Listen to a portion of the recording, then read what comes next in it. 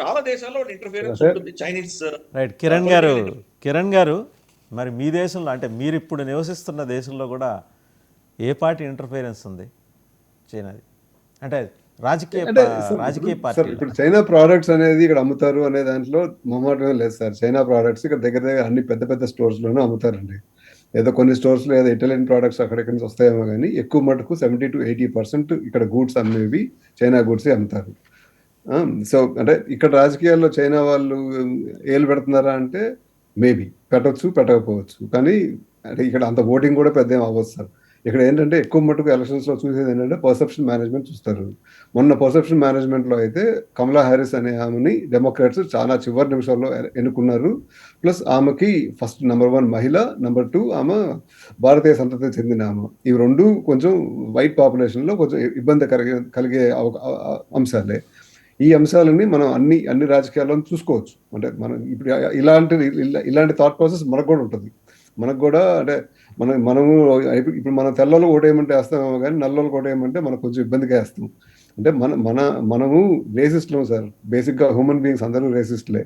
So ఆ basis మీద మొన్న కమలా హ్యారిస్ ఓడిపోయిందే తప్ప కమలా హ్యారిస్ కంటే డొనాల్డ్ ట్రంప్ ఏదో చాలా అద్భుతమైన మనిషి అని చెప్పి మన ఎన్నికల్లో ఓటేం వేయలేదు. ఉన్న 2 కాలాల్లో మెల్లకన్నం చూసుకుని ఓటేస్తున్నారు. కాకపోతే ఆ మెల్లకన్ను కాస్త ఎగిరి పడుతుంది. అది అమెరికాలో కూడా మాకు కూడా ఇబ్బందిగానే ఉంది. నేనేమి టారిఫ్లను సమర్థించట్లేదు. టారిఫ్లు అప్పుడు మన చర్చలో చాలాసార్లు చెప్పాను. మీరు టారిఫ్లు అంటే ఏదో అనుకుంటున్నారు కానీ మాకు కూడా అన్ని కాస్ట్లీ అయిపోతాయండి, మాకు అన్ని ఇబ్బంది లేనండి అని చెప్పాను.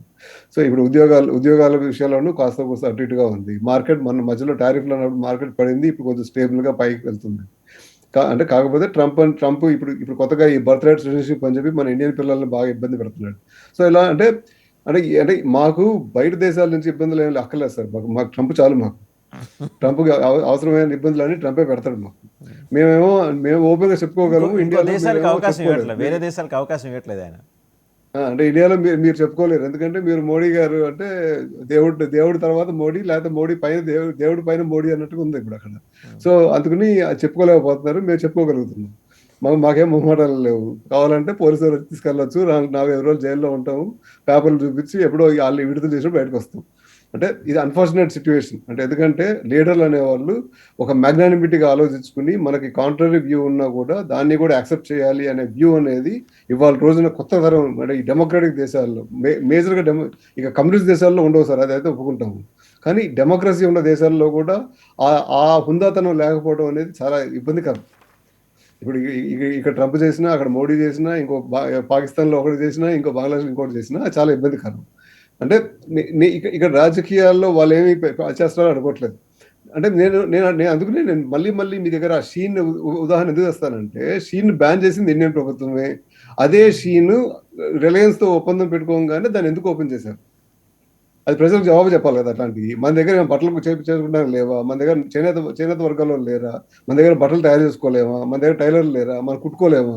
మన బ్రాండ్లు తయారు చేసుకోలేమా? భారత్లో మనం ఆ మాస్ ప్రొడక్షన్ మనం చేసుకోలేమా? ఇప్పుడు సూరత్ చీరలు అని చెప్పి, సూరత్ చీరలే కదా సార్ మొన్న బోనాలకి బతుకమ్మకి తెలంగాణ ప్రభుత్వం పంచింది. సరే మన దగ్గర కూడా 150 రూపాయలకి 200 రూపాయలకి చీరలు చేస్తున్నారు కదా. అంటే మనం చేసుకుని మనం అమ్ముకోలేమా? రిలయన్స్ వాళ్ళతో ఒప్పందం కుదుర్చుకోగానే మనం ఇండియాలో ఆ డంప్ ఎదుగు తెచ్చుకోవాలి.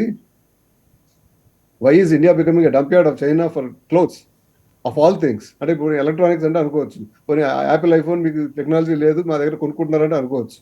బట్టలు కొనుక్కోవడం సార్ అంతకంటే దిగజారుతూ ఉంటుందా sir?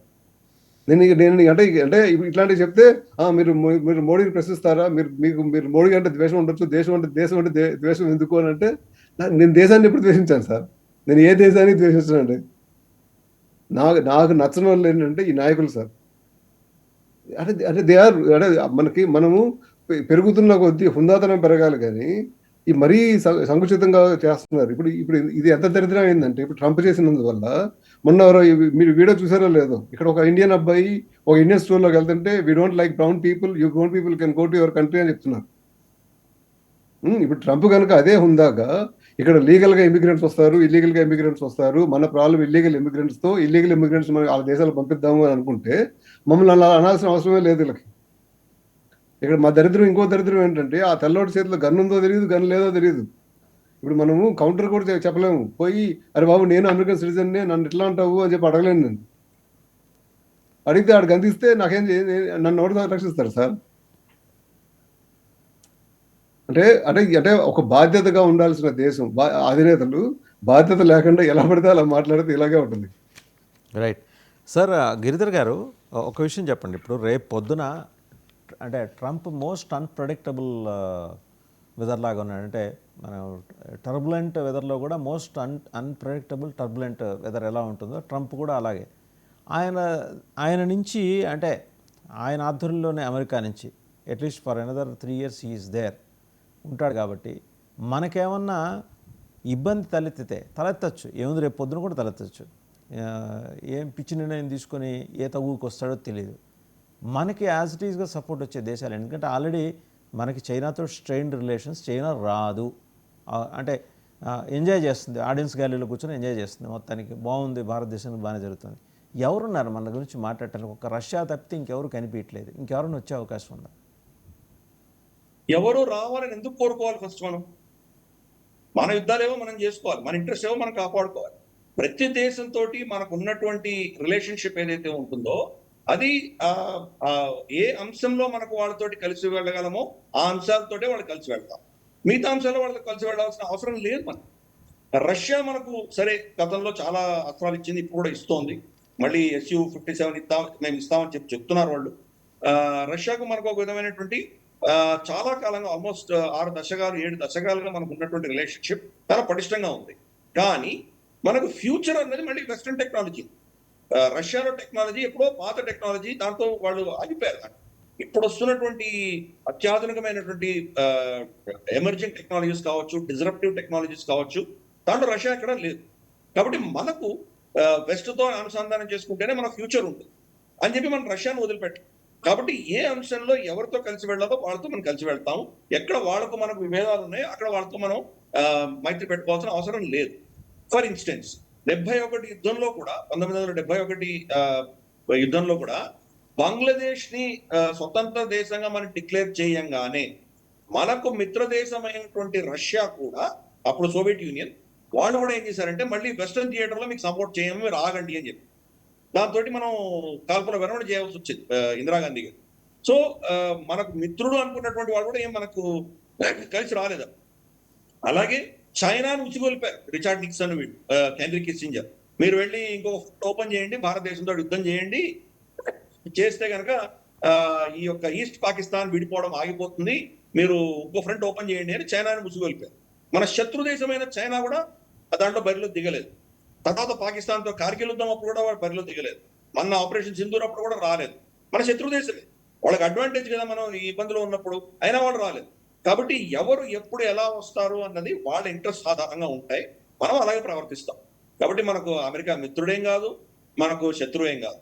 Same thing with Russia కావచ్చు, మనకు ఫ్రాన్స్ కావచ్చు. నిజంగా మనకు ఇంతవరకు గత 75 ఏళ్లలో మనకు వ్యతిరేకంగా ఒక్క స్టేట్మెంట్ కూడా ఇవ్వని ఏకైక దేశం ప్రపంచంలో ఏదైనా ఉందంటే ఇజ్రాయెల్. ఇజ్రాయెల్ తప్ప ఇంకా ఏ దేశం కూడా మనం కంప్లీట్ క్లీన్ చిట్ ఇవ్వలేదు. మనకు వాళ్ళకు దౌత్య సంబంధమైనటువంటి రిలేషన్షిప్స్ లేనప్పుడు కూడా, ఎస్పెషలీ 71 యుద్ధంలో కావచ్చు, 65 యుద్ధంలో కావచ్చు, కార్గిల్ యుద్ధం అప్పుడు కావచ్చు, వాళ్ళు మనకు స్వచ్ఛందంగా మనకు కావాల్సిన బేసిక్ అమ్యూనిషన్, షెల్స్, బుల్లెట్లు ఇవన్నీ పంపించారు మనకు. ఎందుకు సార్ అప్పుడు ప్రధానమంత్రి గోల్డో మేరీ ఆవిడ ఏకంగా షిప్నే పంపించింది కదా సార్.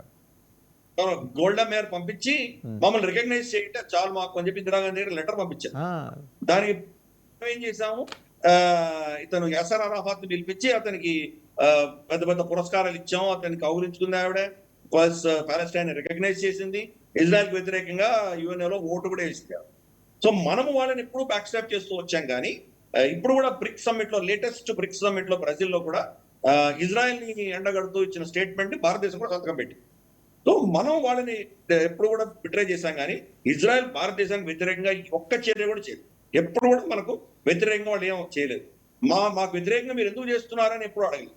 కాబట్టి మనకు ఎప్పుడైనా వాళ్ళు కలిసి వచ్చే దేశం ఏకైక దేశం మనకు అదొకటే. ఇంకెవ్వరూ మన పక్షాన్ని నిలబడరు, అర్థం చేసుకోవాలి. కాబట్టి మనకు ఎప్పుడెప్పుడు ఏమేమి వస్తాయో దాని ఆధారంగానే మనం ప్రవర్తించాలి. రెండో విషయం, కిరణ్ గారు చెప్పిన దాన్ని నేను కంప్లీట్ గా దాన్ని అపోజ్ చేస్తున్నాను. కమలా హ్యారిస్ తను ఎప్పుడో నేను భారత మూలాల నుంచి వచ్చానని చెప్పుకోలేదు.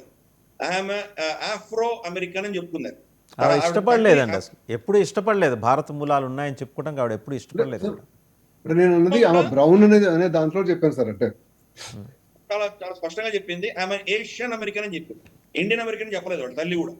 కాబట్టి వాళ్ళకు భారత దేశం యొక్క ఐడెంటిటీ అన్నది ఎలక్షన్స్ అప్పుడే ఇడ్లీలో దోశలో వేసి ఏదో ఓట్ల కోసం అక్కడ ఉన్న ఎన్ఆర్ఐల ఓట్ల కోసం ప్రయత్నం చేస్తారు, కానీ వాళ్ళు ఎప్పుడు కూడాను భారత ఐడెంటిటీకి దూరంగానే ఉన్నారు. రెండు, నల్లజాతి ఒబామాని ఎన్నుకున్నారు కాబట్టి ఈవిడ నల్లజాతి కాబట్టి ఆవిడ వ్యతిరేకంగా ఓటేశారని నేను ఒప్పుకోను. రెండవది, స్త్రీ కాబట్టి ఓటు వేయలేదు, అది కూడా నేను ఒప్పుకోను. ఎందుకంటే హిలరీ క్లింటన్ కి డొనాల్డ్ ట్రంప్ కంటే ఎక్కువ పాపులర్ ఓట్ వచ్చింది. ఇక్కడ ఆవిడ కంప్లీట్ అల్ట్రా లెఫ్టిస్ట్. ఆవిడ దాంట్లో ఒక వోక్ కల్చర్ ని ప్రమోట్ చేస్తూ, పాలస్తీనియన్ ని ఇజ్రాయెల్ వ్యతిరేకంగా ప్రమోట్ చేస్తూ అల్ట్రా లెఫ్టిస్ట్ భావజాలను తీసుకొచ్చేసరికి అక్కడ అమెరికాలో ఒక విధమైనటువంటి ఈ నెరటివ్ అన్నది ఈ అల్ట్రా లెఫ్టిజం కి వ్యతిరేకంగా చాలా ట్రెడిషనల్ వైట్ అమెరికన్స్ అందరూ కూడా ఒక విధమైనటువంటి నెరటివ్ బిల్డ్ అయింది. అందుకని డొనాల్డ్ ట్రంప్ ఓటేశారు. కానీ డొనాల్డ్ ట్రంప్ ఏదో గొప్ప విషయం నేను అనట్లేదు. కమలా హ్యారిస్, జో బైడెన్ చేసినటువంటి ఈ అల్ట్రా లెఫ్టిస్ట్ భావజాలం వల్ల వాళ్ళకి దూరం అయింది ఓట్ బేస్, అంతేగాని అంతకు మించి ఏమీ లేదు. యాంటీ కమలా ఓట్ ఈయనకు ఎక్కువ వచ్చింది, ప్రో ట్రంప్ కంటే కూడా ఎక్కువ యాంటీ కమలా ఓట్ వచ్చింది. ఆవిడని ఎన్నుకోవడానికి వాళ్ళకి ఇబ్బంది లేదు. స్త్రీకి గతంలోనే పాపులర్ ఓట్ వచ్చింది హిలరీ క్లింటన్ కి, నల్లజాతి ఒబామా కూడా ఆల్రెడీ గెలిచారు. కాబట్టి ఆ రెండు ఆమె నెగిటివ్ కానే కాదు. ఆవిడే అసలు కెపాసిటీ ఉన్నటువంటి కేపబుల్ మనిషే కాదు. ఆవిడని లాస్ట్ మినిట్ లో జో బైడెన్ తక్కువగానే ఆయన పెట్టారు. సో అది వేరే పాలిటిక్స్ అనుకోండి. సో మన ప్రాబ్లం ఏంటంటే బైపార్టిజన్ అప్రోచ్ అమెరికాతో పెట్టుకుందాం. జో బైడెన్ వచ్చి డెమోక్రాట్స్ గెలిచినా రిపబ్లికన్స్ గెలిచినా మన ఇంట్రెస్ట్ మనం కాపాడుతుంది. కాబట్టి ఈ రోజు డొనాల్డ్ ట్రంప్ ఉన్నాడు కాబట్టి మనకి ఏదో చాలా గొప్ప జరిగిపోతుందని మనం ఏం అనుకోవట్లేదు, ఆ భ్రమలో లేము. మీరు అడిగిన ప్రశ్నకు ఆయన ఎప్పుడు ఏం మారుతాడో మనం చెప్పలేము, ఎట్లా ప్రవర్తిస్తాడో మనం చెప్పలేము అన్న దానికి నేను ఇంకోగా కౌంటర్ ఇస్తున్నాను. దానికి డొనాల్డ్ ట్రంప్ చాలా పర్ఫెక్ట్ గా ప్రెడిక్టబుల్. ఆయన ఎప్పుడు అన్ప్రెడిక్టబుల్. ఆయన చేసేది మొత్తం ఆయన మెథడాలజీ అంటే చాలా సింపుల్. బెదిరిస్తాడు, బెదిరింపు కూడా హైయెస్ట్ లెవెల్ బెదిరిస్తాడు. మీరు తట్టుకొని దాన్ని ధీటుగా నిలబడగలిగితేనే ఆయన తగ్గిపోతాడు, కంప్లీట్ కిందికి వస్తాడు. కాబట్టి అది ఆయన నైజం అది. కాబట్టి అబ్సల్యూట్లీ ప్రెడిక్టబుల్. ఇది మోదీ గారు లాంటి దిగ్గజ నేతకు తెలుసు. అందుకనే మనం ఎక్కడా ఆయనకు వ్యతిరేకంగా కామెంట్ వేయదు. కానీ మనం చేసేది మనం చేసుకుంటూ వెళ్తాం. లాస్ట్ టైం టారిఫ్స్ వేసినప్పుడు కూడా అన్ని దేశాలు ఆయన వ్యతిరేకించాయి. చైనా చాలా ఘాటుగా వాళ్ళని స్పందించారు, వాళ్ళ మీద రివర్స్ టారిఫ్లు వేశారు, చాలా గొడవలు అయినాయి. మనం అటువంటిది ఏమి చేయలేదు. క్వైట్ గా సైలెంట్ గా మనం చేయాల్సిన డిప్లొమసీ మనం చేస్తున్నాం. కాబట్టి డొనాల్డ్ ట్రంప్ ని ఎలా హ్యాండిల్ చేయాలో తెలిసినటువంటి దేశాలు చాలా తక్కువ ఉంది. ఇజ్రాయెల్ కూడా బెంజమిన్ నెతన్యాహు తెలుసు అమెరికాని ఎలా అతను మేనేజ్ చేయాలని. డెమోక్రాట్ పార్టీ కంప్లీట్ గా యాంటీ బెంజమిన్ నెతన్యాహు. ఇజ్రాయెల్ కావాలి, ఇజ్రాయెల్కి ఏదో సపోర్ట్ చేసినట్టు కనిపించాలి, కానీ వాళ్ళ యాటిట్యూడ్ అంతా కూడా కంప్లీట్ గా ఈ వాళ్ళ ఓటు బ్యాంక్, ఈ పాలస్తీనియన్ లెఫ్టిస్ట్ ఈ ముస్లిం ఓటు బ్యాంకే వాళ్ళు ఒత్తాసు పలుకుతారు. కానీ వాళ్ళని కూడా మేనేజ్ చేసుకున్నాడు. డొనాల్డ్ ట్రంప్ రాగానే డొనాల్డ్ ట్రంప్ కూడా ఫస్ట్ ఏంటంటే బెంజమిన్ నెతన్యాహుకి వ్యతిరేకంగానే ఆయన ప్రయత్నం చేసి క్రమేపీ మెల్లిమెల్లిగా ఆయన వాడుకుని ఈవెన్ మనకు ఫర్దో, నెతాన్స్, ఇస్ఫహాన్ లో అమెరికాను కూడా ఇన్వాల్వ్ చేసి బాంబు చేయించాడు. అంటే అంతటి అనుభవం ఉన్నటువంటి వ్యక్తులు వీళ్ళు. మోదీ గారు కావచ్చు, లేదా మనకు బెంజమిన్ నెతన్యాహు కావచ్చు, ఇంక్లూడింగ్ షీ జిన్పింగ్ ఆర్ మనకు వ్లాడిమిర్ పుటిన్, వీళ్ళు చాలా కాలంగా ఈ దేశాలను నడిపిస్తున్నారు. కాబట్టి అమెరికాలో వాళ్ళు ఎలా ప్రవర్తిస్తారు అని వీళ్ళకి బాగా తెలుసు. కాబట్టి డొనాల్డ్ ట్రంప్ మనకి ఏం సర్ప్రైజ్ ఇవ్వలేడు. ఆయన ఏం చేసినా కానీ దానికి ఆయనకే ఎదురు దెబ్బలు తగులుతాయి. భారతదేశం ఆల్రెడీ WTO ఆధ్వర్యంలో చాలా అంశాల మీద మనం అమెరికాకు వ్యతిరేకంగా టారిఫ్లు వేస్తున్నాం. ఇది పెద్దగా ఇక్కడ అనౌన్స్ చేయట్లేదు. చాలా టారిఫ్లు మనం అమెరికా మీద కూడా వేసాము. మనం ఏం చేయాలో మనం కౌంటర్ మనం కూడా చేస్తాం. అది ఇబ్బంది ఏం లేదు. అమెరికాకు మన అవసరం చాలా ఉంది. ఈ రోజు వాళ్ళు మన మీద టారిఫ్లు వేసినా కానీ కూడా రెసిప్రోకల్ టారిఫ్ వాళ్ళకు పడతాయి. వాళ్ళు మనకు క్రూడ్ ఆయిల్ ఇస్తున్నారు, రిఫైన్ చేసి వాళ్ళకి పంపిస్తున్నారు. దాని మీద ట్యాక్స్ ఇస్తే ఇందాక కిరణ్ గారు చెప్పినట్టు వాళ్ళకే ధరలు పెరుగుతాయి, దానివల్ల మనకే నష్టం లేదు. పైపెచ్చు దీంట్లో మీరు టారిఫ్లు అన్ని చూసారంటే భారతదేశం మీద వేసిన టారిఫ్లు మన కాంపిటీషన్ ఎవరైతే ఉన్నారో వాళ్ళందరికంటే తక్కువ టారిఫ్ మనకు పడింది. బంగ్లాదేశ్ మీద 35%, శ్రీలంకకి 35%, వియట్నాంకి 35%, ఇలా చైనాకి 50%. కాబట్టి వీళ్ళందరినీ పోలి చూస్తే మనకి 25% పడినా కానీ కూడా మనం దాంట్లో కూడా కాంపిటేటివ్ గానే ఉంటాం. కాబట్టి మనం దాని గురించి పెద్ద వరి అవ్వాల్సింది లేదు. మనకు తెలుసు వాళ్ళు ఎలా హ్యాండిల్ చేయాలో. కొన్ని అంశాల్లో మనం కాంప్రమైజ్ అయ్యే పరిస్థితే లేదు. మన వ్యవసాయ రంగానికి సంబంధించి, అలా మన పాల ఉత్పత్తికి సంబంధించి డొనాల్డ్ ట్రంప్ ఏదో విధంగా మన దేశంలో వాళ్ళ జెనెటికలీ మోడిఫైడ్ ప్రొడక్ట్స్ డంప్ చేయాలని ప్రయత్నం చేస్తున్నాడు ఆయన. ఈ జెనెటికలీ మోడిఫైడ్ కాటన్ వచ్చిన తర్వాతే ప్రమాదమే 2 లక్షల మంది మన రైతులు ఆత్మహత్య చేసుకున్నారు. కాబట్టి దాన్ని మనం ససేమిరా ఎట్టి పరిస్థితుల్లో యాక్సెప్ట్ చేయం. మనం ఆ రెడ్ లైన్స్ మనం చెప్పేసాం డొనాల్డ్ ట్రంప్ కి. Ball is in Donald Trump's court. కాబట్టి అటువంటి వ్యక్తులను ఎలా డీల్ చేయాలో మనకు తెలుసు. We will handle it. Right. Kiran గారు కుడ్ యూ ప్లీజ్ కంక్లూడ్ అండి. అంటే ఇప్పుడు సరే ఆయన మిత్రుడిగా వచ్చేసి ఇప్పుడు అగర్భశత్రువు మాదిరి తయారైన ఎలాన్ మస్క్ ఇంపాక్ట్ ఏ మేరకు ఉంటుంది అంటే అందరికీ తెలిసిందే. అమెరికన్ ఆ పొలిటికల్ సిస్టంలో ఆ రెండు పార్టీలే మేజర్ ప్లేయర్స్. ఎవరన్నా వచ్చినా కూడా ఐ థింక్ ఆ లిబరేషన్ పార్టీ అనుకుంటా. కరెక్ట్ మీ సార్ గిరిధర్ గారు అండ్ కిరణ్ గారు ఇఫ్ ఐఎమ్ రాంగ్. ఆ లిబరేషన్ పార్టీ పెడతాను అని చెప్తున్నాడు. ఎంతో కొంత ఇన్ఫ్లుయెన్స్ చూపించింది. కాకపోతే ఇప్పుడు ఎలాన్ మస్క్ ఏ మేరకు చూపించగలడు? లిబర్టేరియన్ పార్టీ అని ఒకటి ఆల్రెడీ రిజిస్టర్డ్ పార్టీ ఉంది. ఈయన అమెరికన్ పార్టీ అని పెడదామని ఆయన ప్రపోజల్ చేస్తున్నాడు.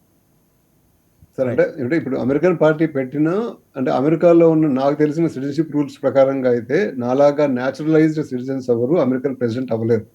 సో అంటే ఇప్పుడు అంటే ఎలాన్ మస్క్ కనుక పార్టీ పెడితే ఎలాన్ మస్క్ అమెరికన్ సిటిజన్ అయినా కూడా న్యాచురలైజ్డ్ తప్ప బార్న్ సిటిజన్ కాదు. కాబట్టి he cannot become a president.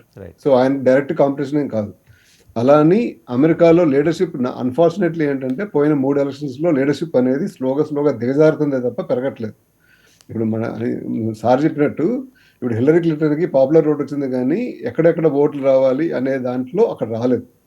Hillary Clinton టైంలో మా టెక్సస్ వరకు, నేను టెక్సస్ వరకే చెప్తాను సార్, టెక్సస్లో ట్రంప్ గారికి 800K మెజారిటీ వచ్చింది హిల్లరీ క్లింటన్ టైంలో.